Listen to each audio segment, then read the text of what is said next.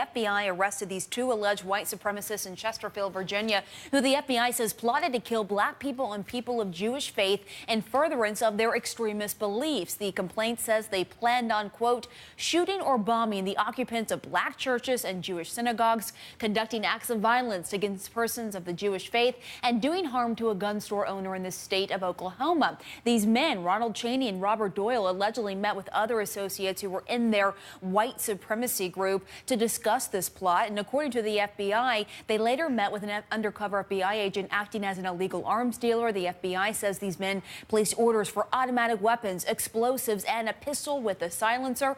And it's interesting to point out in the complaint, one of the men was recorded saying he was suspicious about the undercover agent who was acting as that arms dealer and suspected it was a federal operation, but that did not stop them from allegedly moving forward with their plans. And they were arrested earlier this week when the FBI says they attempted to purchase those weapons. One of the two suspects, one of these two men, said all of this was in preparation for a race war in the United States. What do we know about That's right. The FBI says that it was given information through confidential sources and surveillance that the men were concocting a plan to kill a jeweler and then use that money to, quote, purchase land, stockpile weapons, and train for the coming race war. Another man was arrested for conspiracy to commit a robbery as part of that. The details in this criminal complaint, of course, are especially alarming in the wake of the killings of 9 black church members in Charleston, South Carolina by the white supremacists.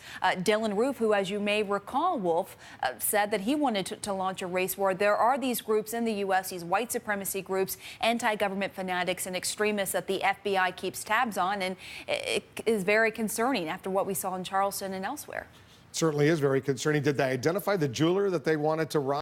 To get money, if you will, to buy these weapons? Well, not in the criminal complaint. It just said that it was a jeweler who they had identified and who had thousands and thousands of dollars worth of jewels that they were targeting, and they wanted to use those proceeds to carry out their plot, according to the FBI, and start this race war. I read this criminal complaint. It's pretty chilling. Absolutely. When you read the whole thing. All right.